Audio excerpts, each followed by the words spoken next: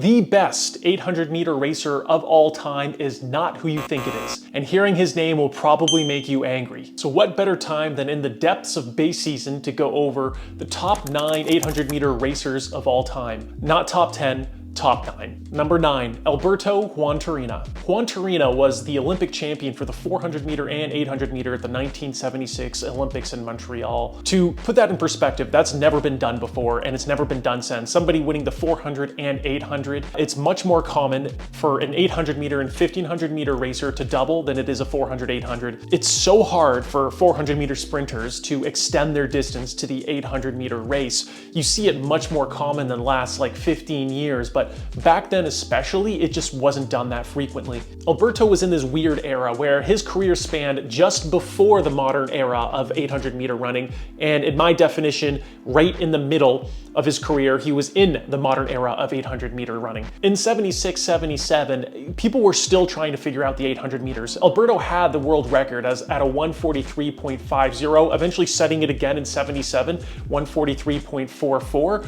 But if you look the way the 800-meter races were ran, there was a lot of questionable moves constantly being made in the races. And in my opinion, it was run much more like a 1500-meter race, which I've said before. The field would get really strung out because everybody would really love to hang on to lane 1. And when people would make moves, it was common to like make a move, go into first, slam on the brakes, and expecting everyone to be like, oh, okay, I guess this guy's leading now. And you could get away with that in a 1500 meter or a 5K or a 10K, but in the 800 meter, it was just, you can't get away with that nowadays. But back before the 80s, you could do stuff like that, and that stuff was commonly done. Juantorena, in my books, was one of the first ones to really put in a commanding surge and keep a move in the mid-race. You saw in 76 and I believe 77, somebody passed Juantorena. When they pass him, keep in mind, Juantorena is a 44.400 meter runner. They would cut him off and they would slow down, and Juantorena was very decisive in his moves. I believe he looked at the race differently, almost like a 4x4, whereas like, oh, you're slowing down, I'm just going to right away pass you. And when he passed people, again, the field would really string out. And these kind of mid-race tactics weren't really done back then. And we really saw it in a 76 and 77 season when he just totally dominated the circuit. There was nobody as good as him, and nobody quite raced like him either, which was really shocking because as a 400-meter guy, you would think that Juantorena would go out in 49, 48 point, but it wasn't until the modern era in the 80s where people were doing that consistently. He didn't do that. He was so patient as a 400 guy. He looked like he was jogging when he was running that first lap, and he was so patient. People wanted to pass him, he let them pass. And then eventually when he says, okay, I'm going, he would make a commanding move and he just wouldn't look back. But the one thing when I think about Juantorena is pace. He just wanted this consistent pace for the whole race. There wasn't a lot of slowing down, tucking in, going out. It was like, okay, I'm going this pace is too slow, I'm passing. This pace is too slow, I'm passing, which really maximizes efficiency. And I believe that people took those tactics from his generation to the next generation of the modern era of the 800-meter running. And because I believe his racing style and tactics set up the next generation for success, I have him at number 9. Coming in at number 8, I have the most underappreciated 800-meter runner on this list, and this is Mulaudzi of South Africa. If you look at Mulaudzi's career through 2000 to 2009, there was only 2 times that he did not make an outdoor global championship finals. That was in, I think, 2005 in Helsinki and 2008 in Beijing. He's a multiple-time global medalist, including in Beijing in 2009, where he won the race, and he was a master at the slow pace. When you look at his career, look at the slow times that he won medals in these global competitions, and then go watch the races, watch how they play out. Mulaudzi always seems to be in the right place at the right time. He knows which people are going to go. He knows which people in front of the people in front of him, when they're gonna go, when people are starting to get tired, when they're dying. He always seems to navigate his way to the perfect spot. Slow 800-meter races, a lot of the time, it just results in luck. If you're in the wrong place at the wrong time, then you're just out of luck. It's just when someone swings out in front of you, someone comes back, someone comes out behind you and blocks you from going out. So there's a little bit of luck involved, but somehow Mulaudzi would always find himself in the right place. His race IQ on this list is probably the second or third highest. It's just him knowing, his awareness of everyone around him, his awareness of, okay, how hard am I working right now? And how much left do I have for the last 100 meters? In almost every 800-meter race, everyone in the race, at least over half, overcommit at some point during the race, which means the last anywhere between 30, 40 to like 150 meters in some cases, people start dying. And so when people go, you have to understand, oh, are these people overcommitting or not? Mulaudzi would really time it extremely well in all of his championships, and he's timed it extremely well in 2009. The one time where it came back to bite him, literally just the one time, was in 2007 Osaka, Japan, when the field was bunched. There was extra people in the field that shouldn't have been there, and he just fell back to 7th in the last 100 meters. But Mulaudzi performed well in all kinds of races. It was just the slow races that I found he thrived the best in. And to do well in those consistently is an extreme talent, and he's one of the only ones I've ever seen do so. So that's why I have him at number 8. Number 7, we have Joaqium Cruz. Joaqium Cruz was part of the first cohort of athletes that made up the modern era of 800-meter runners. You had, obviously, Joaqium Cruz, you had Johnny Gray, you had Earl Jones, you had Sebastian Coe, you had Steve Ovett, you had Billy Konchellah, you had Peter Elliott, and the list goes on and on and on. Suddenly in 1980, all of these fantastic 800-meter runners just popped on the scene, setting world records left, right, and center, suddenly running 143.5 to 144.5. It wasn't super fast anymore. It was obviously fast, but that used to be the world record 10 years before. And Cruz was not a 143 or 144 point guy. He was a 141.7 guy. Him and Sebastian Coe, 1 year after the other, running 141.7, both of them. This wasn't your grandpa's 800 meters. This was the era where it became extremely difficult to win the 800 meters, especially having repeat success. So the fact that Cruz did have repeat success, coming 3rd in Helsinki, winning the 84 Olympics, coming 2nd in the 88 Olympics, was absolutely phenomenal. In his races, he was always one of the favorites to win, but he was not a shoo-in by any stretch. But then you watched his race, you watched his tactics, the way he was able to go out the first 100 meters. He was always looking. You could tell he was always looking where everyone was at. His vision was fantastic when everyone's in their lanes. And when everyone goes out super hard the first 100 meters, Cruz would go out hard too, but he would almost never be at the front. He would be near the front. It was between 100 meters and 200 meters when you're already running, you would see him put a super surge. Cruz loved to go towards the front. You saw that in 84 when Earl Jones wanted to take the lead, but Kochich of Kenya took the lead, and Cruz was like, okay, I'm going into 2nd place. And this was a repeat formula for Cruz. Cruz always found his way to the front. He was one of the first guys being super okay with running on the outside of lane 1 or in the mid of lane 1, being in 2nd place on the corners. His thought process is, okay, well, I'll run a little extra distance, but at any time this leader slows down, I can really put in a surge and I can win the race. And not only that, when you're on the outside of lane 1, you have vision of everyone behind you. And if anyone's coming up, you can respond to it if you want. And Cruz was extremely good at that. He's another one of these guys with amazing timing. His last 100 meters, his last 150 meters, look how he sets himself up. Look how he's like, okay, I'm setting myself up for the last straightaway, and when it's time to go, I'm going to go, but I'm not gonna overcommit. I'm not gonna go start sprinting as fast as I can and die that last 30, 40 meters. We actually saw that from Jake Whiteman this year at the Tokyo 2025 World Championships in the 1500 meters. When he saw the straightaway, he was going. You could see he saw the finish line. He was going to win, but that last 30, 40 meters, he was tying up bad, and that allowed Nader of Portugal to catch him. And in the 800-meter races, especially these really good all-time best 800-meter racers, that just happened less. Because 800-meter racing is all about the timing, so you want to time that last 30, 40 meters where you're not tying up, or tying up as little as possible, and Cruz was fantastic at that. Really quickly, guys, if you like this video, please like and subscribe down below, and let's return to the rankings. Number 6, we have Peter Snell of New Zealand. He's the oldest person on our list. He was the 1960 Olympic champion in Rome, the 1962 Commonwealth champion, and also the 1964 Olympic champion in Tokyo. This era was 20 years before the modern era of 800-meter running, so Snell really revolutionized this in his own sense. Everyone knows in the 800 meters, it's tough to navigate. It was a little bit easier back then in the 60s and 70s to navigate these 800-meter races just because of how strung out they typically used to be. but it wasn't always like that. Snell would consistently find himself on the inside lane, on the rail, and with 100 to 200 meters to go, there was no way out. He would always find a way in the last 120 to 130 meters. His vision was absolutely legendary. He was able to find his way out. People would be dying. He would understand who was dying. He would understand who's not dying so he can go behind them. And he would always find his way somehow to the outside or passing on the inside and winning the race.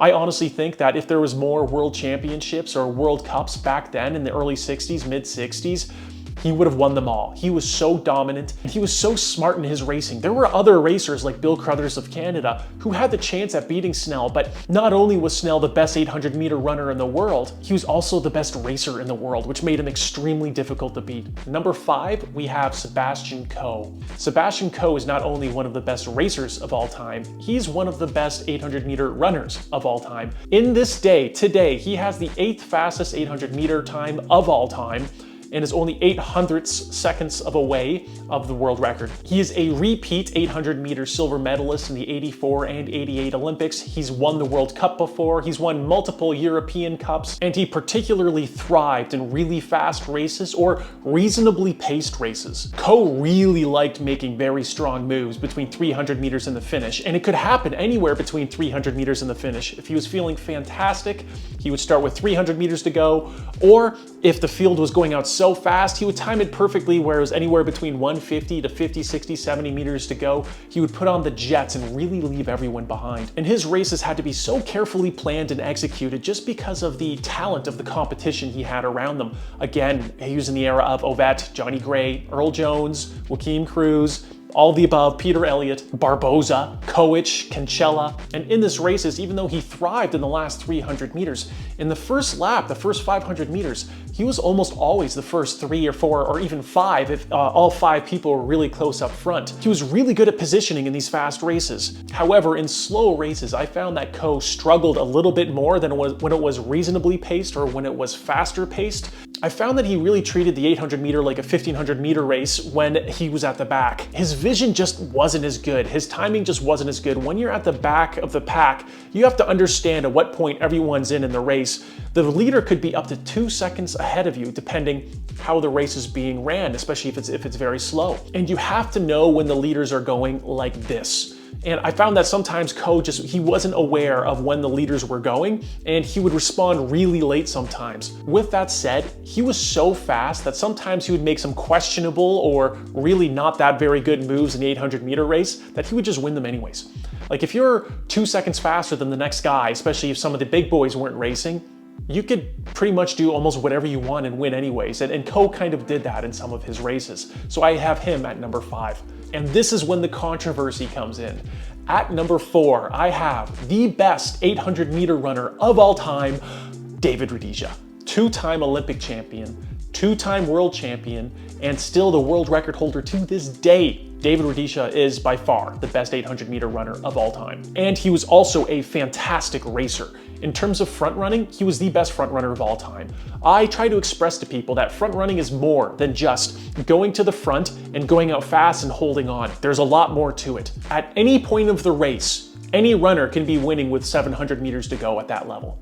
Meaning, if someone was running 700 meters full out versus the rest of the field who's running 800 meters, the first person to make 700 meters is that person racing the 700 meters. So what does this mean? This means that anybody who really wants to lead until it's around 680, 700 meters to go, they can lead if they want. Yet somehow David Rudisha always found himself at the front with 200 meters in, and he would just lead the rest of the way. Even times when somebody really sprinted out ahead of him, Rudisha was so far ahead of third that he would eventually catch second, just swing out wide, catch first, swing out wide, pass first, suddenly be in first, and lead the rest of the race. And his front running, it didn't even have to be in a fast race, yet he always found his way at the front. Let's look at the 2015 World Championships, for example. They went out in what, 53, 54 seconds? Yet somehow Rudisha was in the front. And he had a sixth sense for who was behind him, who was to the side of him, who was a couple people back. He knew who was behind him, he knew who was beside him, and to have that advantage and to respond before they catch up to you, before they pass you, is an absolute phenomenal talent and requires so high of a race IQ. I remember watching the 2015 World Championships, and I remember the Polish athlete Adam Schott thinking that he could pass Rudisha around 270, 260 meters to go on the race on the inside because Rudisha was starting to get challenged on the outside. Rudisha saw this coming from a mile away, and he really put the hammer down to make sure he was leading with 200 meters to go going into the corner. Meaning, if you were going to pass David Rudisha, you would have to run 200 and X meters. Rudisha was going to run 200 meters, and Schott fell all the way back, and then he had to navigate his way to the front again, and he ended up coming second in that race. And he might have even had a chance to challenge Rudisha for the win. I don't think he would have won if he didn't make that move to pass Rudisha with 260 in. But Schott thought that I can win this race if I pass him right now. Rudisha saw him coming, and that's just how David Rudisha runs. He makes it extremely difficult to take the lead from him. And Rudisha had the same problem as Sebastian Coe, where it's not really a problem. Rudisha was just so much better than everyone else around him that it didn't matter what he did. It didn't matter how the race was ran. He would run it the same way every time, and he was good enough where even if he was having an off day, he would just win anyways. So at the end of the day, that's why I have him at number 4. Number 3, we have Billy Konchellah. Konchellah started off his global championship career by coming 4th at the 84 Olympics, and then winning the 87 World Championships, winning the 91 World Championships, and coming 3rd at the 93 World Championships. Again, Konchellah was in the era when suddenly everyone was running really fast in the 800 meters. And coming into all these global championships, he was not a huge favorite to win by any means. Sure, he was one of the favorites, but there's other people favored over him. But Konchellah was a fantastic pack runner. Off fast paces, off slow paces, he knew where to put himself in the pack and when to go when he had to go. We saw this at the 87 World Championships with less than 300 meters to go. Konchellah put in a massive surge after hanging out 2nd, 3rd that whole race. He put himself in that position, and as soon as the front runner started dying, he was like, okay, here's my chance. I'm not waiting and letting everybody else come around me. I am going now. And he planned it perfectly. Usually with 250 meters to 300 meters to go, when 800 meter runners go, it's usually too long. Very few people get away with it. I know Bosse did when he won the World Championships, but very few people do. Usually the person that goes at 300 meters isn't even going to medal. So to strike that far out from home and understanding your body, understanding how well you're performing that day and how efficient you are, and then holding on and winning is extremely talented. And in 91, he had another amazing timed race, except this time he was coming out the back of the pack, swung himself around with 120 to go, and he timed it perfectly. That when everyone had overcommit and everyone was dying, Konchellah had not overcommit just yet, and he wins barely in the last 20-30 meters. He just had that extra gear when he was able to save that energy by navigating that race beforehand. But I honestly believe if there was a world championship in '89, Konchellah would have won that too. Back then, the first and second world championships were 4 years apart from each other. Now they're only 2 years. And I believe that if Konchellah ran in '89 and he had won, I would actually put Konchellah probably at number 2 or even number 1. Number 2, we have Wilson Kipketer. This man's a multiple-time Olympic medalist and 3-time consecutive 800 meter champion at the World Championships. I don't know if that record will ever be broken. And Kipketer is the jackknife of all 800 meter racers. He could do it all. He could go out like an absolute madman like he did in 1997, going out in 23.4 at the 200 meters, or he can race in the mid-pack like he did in Seville, Spain in 1999 World Championships, or he can come from the back and kick to home and win like he did in 1995. There was no place safe from Wilson Kipketer. There was no guaranteed strategy against him where you can say like, okay, Kipketer is weak in this aspect of his race, so I'm gonna bring it to him the first 200. Or, well, I'm gonna go out like at a reasonable pace and I'm gonna put in a little bit of surge and maybe slow down again and get the pack all packed up. No, Kipketer can win there too. Or there's no like, oh, I'm gonna make this race extremely slow, because Kipketer could win from everywhere, and he did. He was so versatile. He was so good at staying out of physical contact. He was so good at maintaining a perfect, efficient stride, and he was okay with running outside of lane 1 and judging everybody's pace accordingly. I find it really unfortunate that he missed the 1996 Olympics because he transferred his allegiance from Kenya to Denmark, but he had a chance to gain his first Olympic gold medal in 2000 when he was still in prime form, but he mistimed that race terribly. I think that he should have won that race. Watch it yourself. Kipketer shaking his head at the end because he knew it was his race to lose, and he lost it. He just waited way too long. It was a slow race, and at the 120 meters to go, you saw Kipketer going.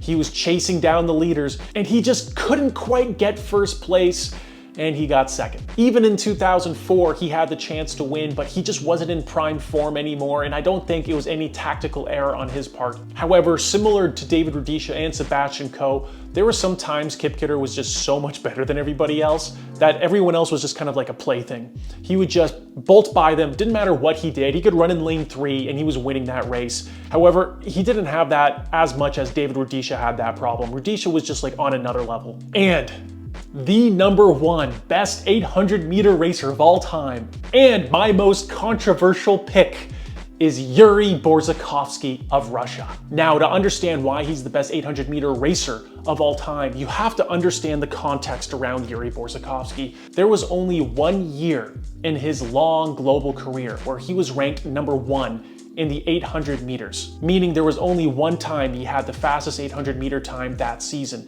and that was in 2001. Borzakovskiy was the most patient and the most decisive racer, but far most importantly, he had the best timing out of any 800 meter racer you've ever seen. Watch his races.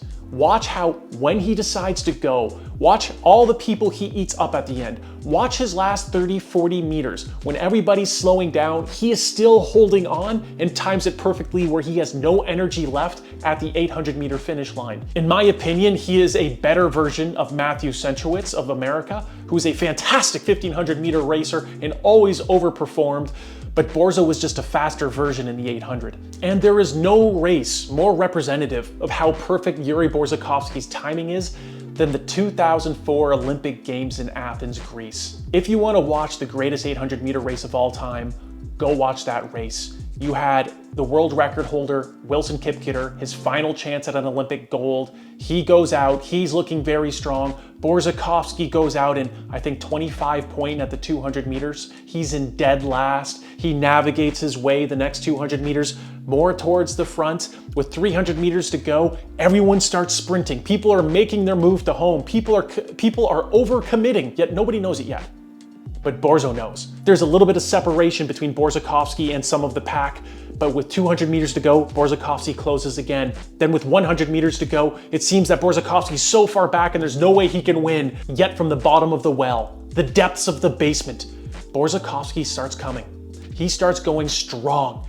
And with even 60, 70 meters to go, nobody's thinking that Borzakovskiy's gonna win. But he timed it perfectly. With 15 meters to go, you're on your feet, and then he gets it. Borzakovskiy wins the 2004 Olympic Games. In my opinion, it's the best 800 meter race of all time and really represents Borzakovskiy's running style. Let's put some numbers on how Borzakovskiy overperformed at every single world championship and Olympic Games. In 2003, Borzakovskiy had the 6th fastest time in the world. In a race, he came 6th, and he ends up coming 2nd at the Paris World Championships. In 2004, he had the 8th fastest time in the world. He wins the Olympics. In 2005, he had a tie for 4th fastest time in the world, yet he came 2nd at World Championships. In 2007, he had the 12th fastest time in the world, yet he came 3rd at World Championships. In 2007, he had the 7th fastest time in the world and came 4th at World Championships. And in 2011, he had the 7th fastest time in the world and came 3rd at World Championships. Borzakovskiy was a consistent outperformer at these championship races, and the proof is in the pudding. Go watch his races, go watch how he does it. There's nobody who times it better for his fitness on the day than Borzakovskiy does. And that's my list. Those are the 9 best 800 meter racers of all time. The reason why I didn't make 10 was just because there were so many other great 800 meter runners that I couldn't decide. Anyone between like 6, 7, and 8, and 9 could have been replaced by someone else depending on the day. And didn't want to pick another person because you could make an argument that somebody else was better. I was thinking of putting Steve Ovett, Wilfred Bungay. I was this close to putting on the list, but I couldn't commit to it. But let me know down in the comments below, who do you think the best 800-meter racer of all time is? Who's your top 5? And on that note, guys, I'll see you guys next time.